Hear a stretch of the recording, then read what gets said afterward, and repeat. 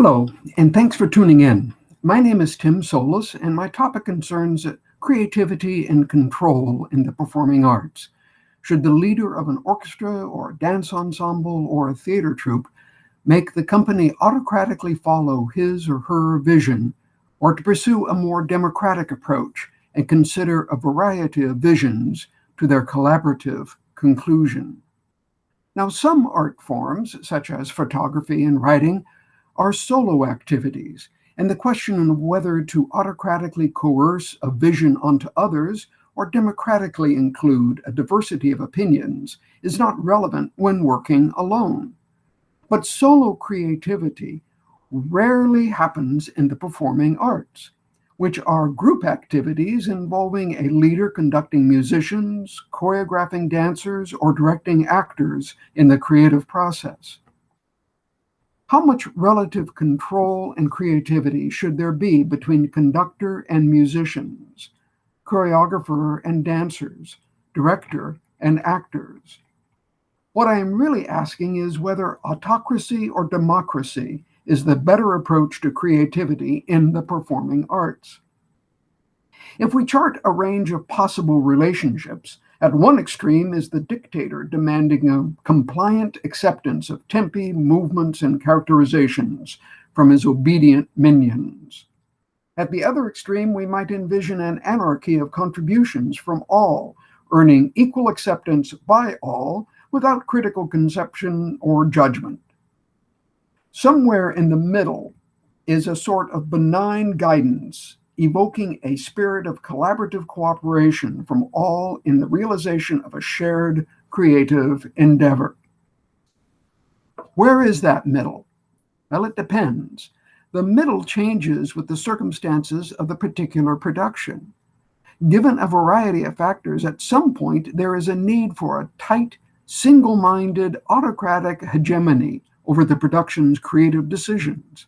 At other times, the group might opt for a more democratically involved and collaborative community of participants, offering various artistic ideas for consideration. In short, the question is not whether a constant dose of autocracy or democracy is better, but what are the conditions that favor a centrally controlling leader, and what are the factors encouraging a more communally collaborative approach? I suggest there are three primary factors to consider. The first factor concerns practical matters. The second examines the educational and experiential level of those involved. The third factor concerns the aesthetic philosophy of the prevailing culture. Let us briefly consider each set of factors in the autocracy versus democracy debate. The first factor in determining when one should tilt towards autocracy or democracy concerns practical issues, such as time, resources, group size, and pragmatic complexity. It might seem that the ideal conditions would be limitless time and resources, such as money and rehearsal space. However, limitless time and resources might be more problematic than beneficial. Without deadlines, inertia and complacency often set in, and the enterprise loses its initial focus. Often, less time favors a more autocratic approach. Democracy takes time, and the autocrat gets things done quickly, if often ruthlessly. Meaningless extravagance can emerge from unfettered funds, while limited resources generate creative problem solving. Fewer resources often benefit a more democratic approach, with everyone brainstorming ideas to realize an evolving, if financially restrained, vision. Common sense suggests that the larger the project, the more autocracy is needed. Think of a leaderless marching band with each member marching to the tune of a different drummer, and chaos ensues. Similarly, a Wagnerian opera performed without a conductor would not get past the first scene. By contrast, the members of a string quartet or a dancing duo or a two-person play might very well opt for a leaderless rehearsal process. Another practical issue is the complexity of the undertaking. When the German producer Max Reinhardt directed some 1,000 actors, dancers, musicians, and technicians in his 1924 production of Das Mirakel, he filled his prompt script with meticulously detailed notes prior to the first rehearsal on what each character did on stage. Historically, the stage director emerged in part because the spectacular effects included in the fashionable melodramas of the 19th century required someone to coordinate the complex sequence of actions for melodrama's emotional kick.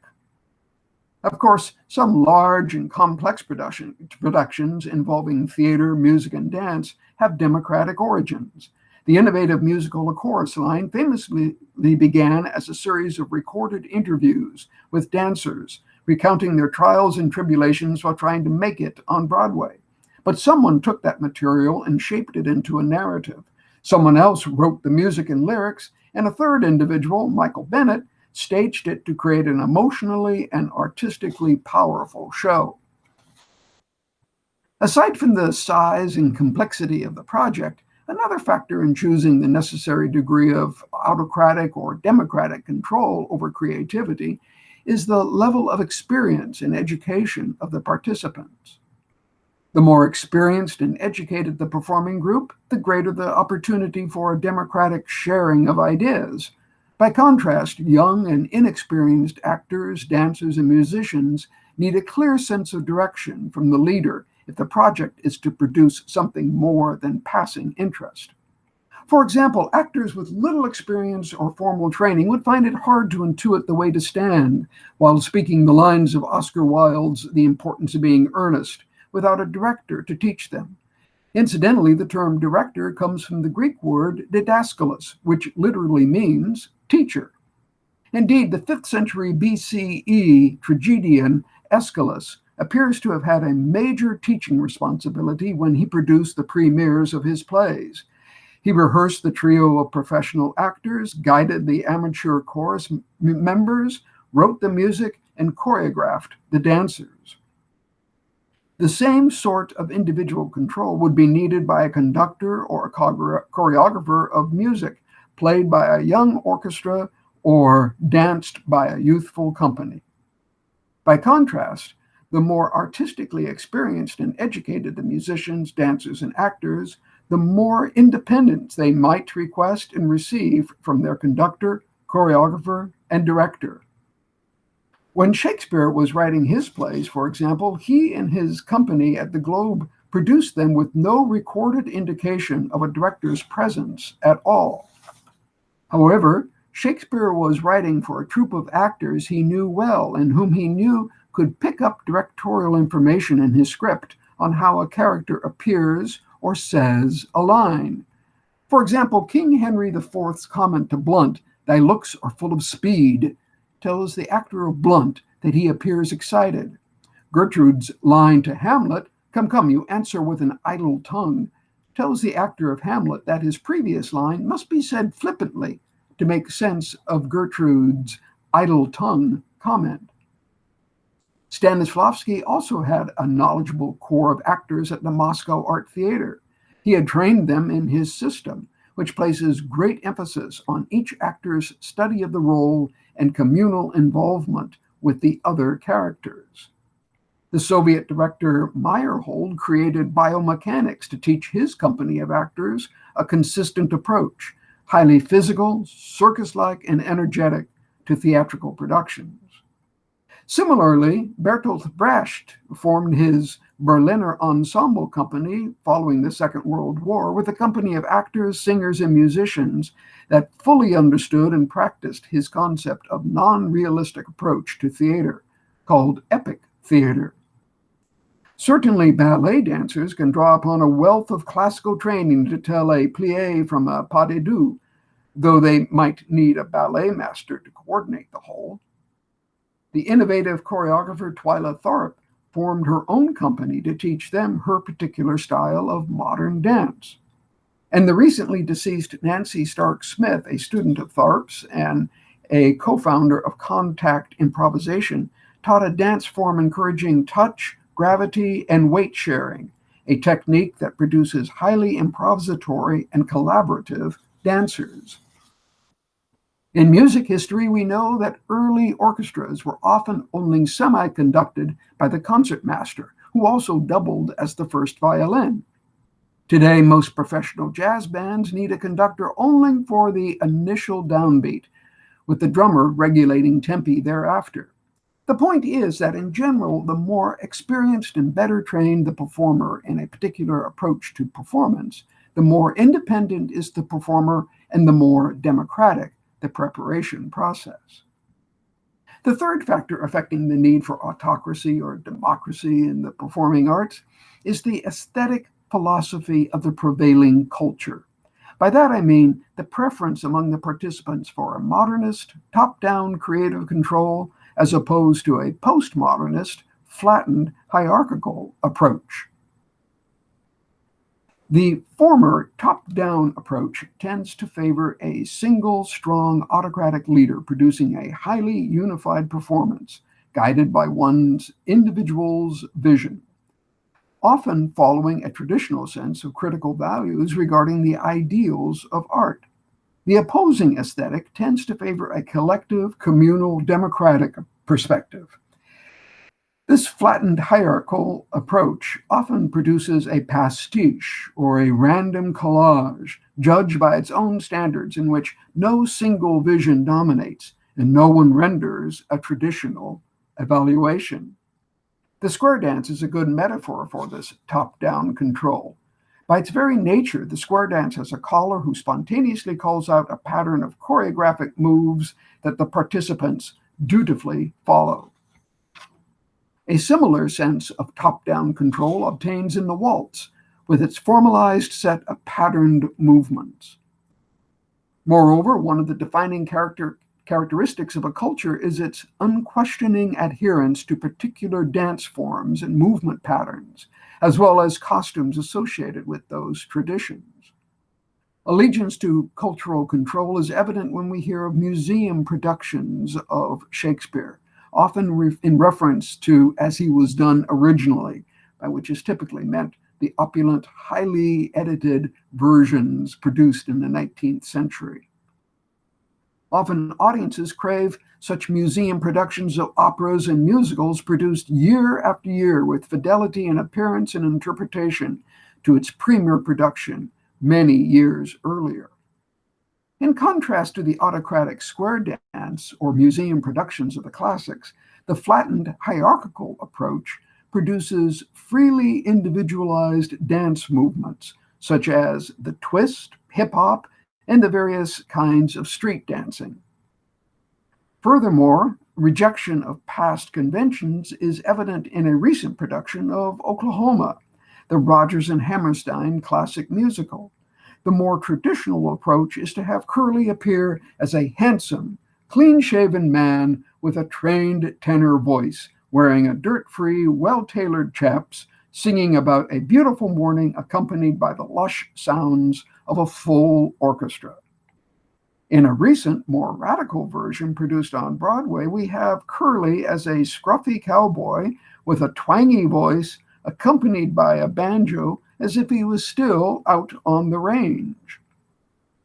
A more extended example of an aesthetic style favoring a more flattened hierarchy concerns a production of Hamlet performed at the New Globe Theatre in London in 2018. The casting was gender neutral, with a woman playing Hamlet and a man playing Ophelia, for example. The costuming was a grab bag of attire from the Globe's extensive collection of costumes. Blocking did not adhere to standard compositional concepts, but appeared at many times as if improvised in the moment.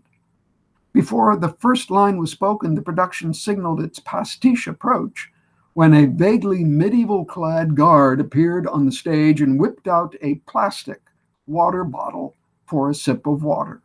All such seemingly random qualities were part of an overarching design. Michelle Terry, the artistic director of the Globe Company, who also played Hamlet, commented on the ensemble production process and its democratic methodology, which she validated as historically accurate. The ensemble approach, she said, is important in a theater like the Globe, since it again goes back to the model of the original company. This idea of shared ownership and collective responsibility makes total sense with these plays. Everyone from every creative discipline has contributed to creating these worlds. It speaks so perfectly to the democracy of the plays and the communal nature of the theater as well. Along with the audience, we are all figuring it out together. Such an ensemble, communal, democratic approach to creativity in the performing arts is at the opposite end of the range from many autocratic ideals, favoring dictatorial directors, maestro conductors, and auteur choreographers. The results of the pastiche production are clearly liberating, though often baffling and potentially self-referential to the group's point of view. There is a place for both traditional performances and conforming to past iterations, and innovative performances, creatively exploring the old for new insights. The danger of always conforming to the past is that we lose a sense of what classic dances, music, or plays might mean for the current moment. Similarly, there's a problem for productions with little sense of history that only adhere to the current impression, unfiltered and unified by nothing beyond its own validation as a pastiche for the present. I have suggested three factors that might serve to clarify the degree of control, autocratic or democratic, the leader and the participants might achieve. These factors include consideration of the size and complexity of the endeavor, the experience and education of the participants, and the aesthetic philosophy of the prevailing culture to follow the leader or be part of the process. Though these are guides, the reality is that a blend of centralized and communal control is essential. Perhaps Joanne Falletta, the conductor of the Buffalo Philharmonic Orchestra, offers some guidance in discerning the best balance between autocracy and democracy. In a liner note on the CD of the orchestra's recording of Symphony No. 3 by Reinhold Glier, Falletta suggests the proper blend of autocracy and democracy in leadership. The Glier Symphony No. 3, she wrote, has always been a piece that shimmered on my horizon. The recording was an adventure that changed our orchestra, strengthened us, and became an artistic benchmark for our musicians. We reveled in the gorgeous landscape of the symphony. Notice both the individualized pronoun of my horizon and the collective pronouns of our orchestra. Strengthened us, our musicians. We reveled. Falletta is describing a mutual agreement to blend autocratic decision-making with democratic contributions. The process of taking into consideration such factors as the size and complexity of the undertaking, the experiential level of the participants, and the cultural aesthetics of all involved produces a happy medium between the sage on the stage and the sound on the ground. Ideally, try to blend autocracy with democracy in the creative control of the performing arts. Thank you for your attention.